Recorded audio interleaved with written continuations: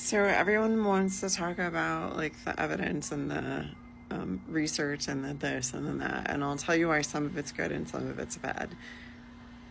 Some of it's good because it's independent. Some of it's just piss poor because it was paid for with a special interest.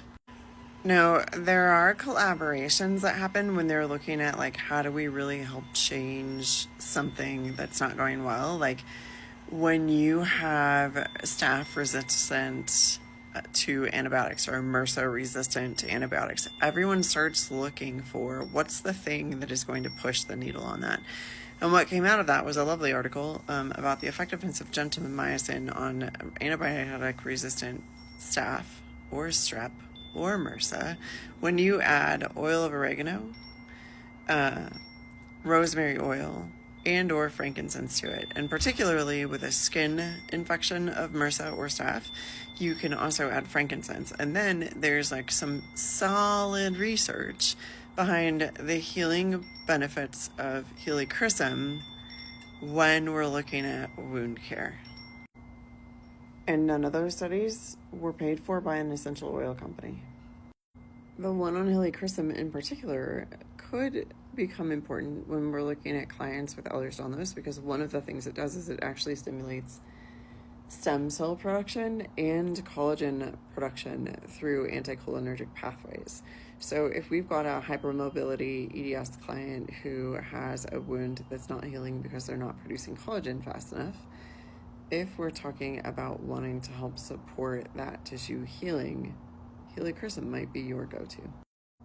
That particular article was published in 2023 by D. Serra, Serra, and it is the hydrocolate of Helichrysum italica, which is grown in Sardinia, promotes wound healing.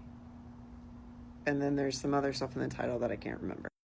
Just for reference, here's the article, and it gives you the summary here, but D. Serra is who you're searching, and this is the title of the article. And then in February of 2017, this article was published regarding how frankincense can help dermal fibroblasts. And that's cool because if we're, again, looking for that thing that helps improve collagen production in the cell at the skin level, if we're talking about somebody who has hypermobility or Ehlers-Danlos syndrome or a combination of both, we can really support the tissues. And then there is some research being looked at about the internal use of frankincense to help with repair internally.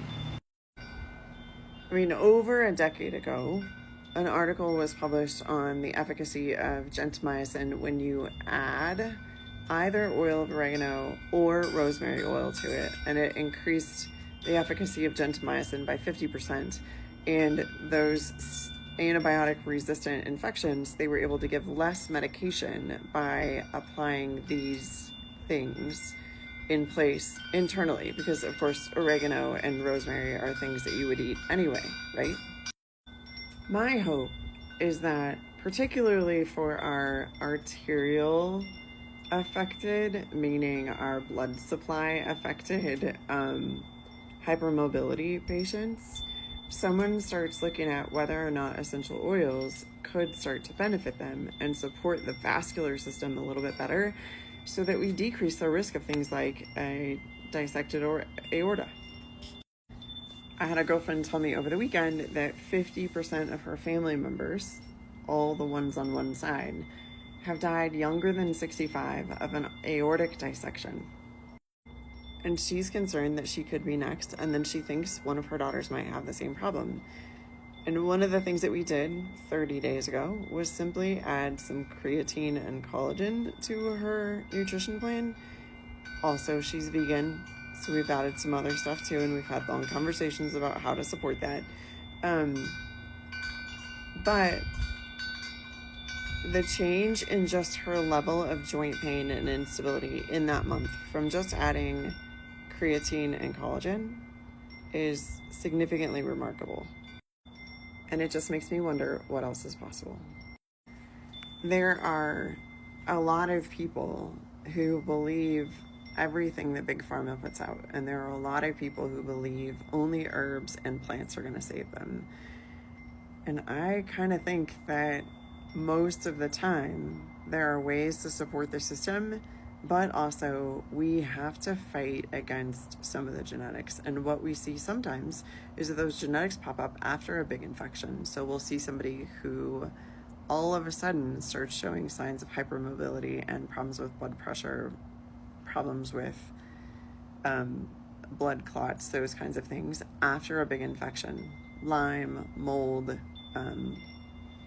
Epstein-Barr virus, SARS-CoV-2, influenza A, influenza B, where they get really sick, or even, and this is pretty common, strep.